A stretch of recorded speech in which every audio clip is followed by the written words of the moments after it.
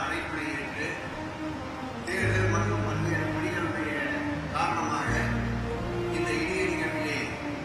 இந்து சமய இந்த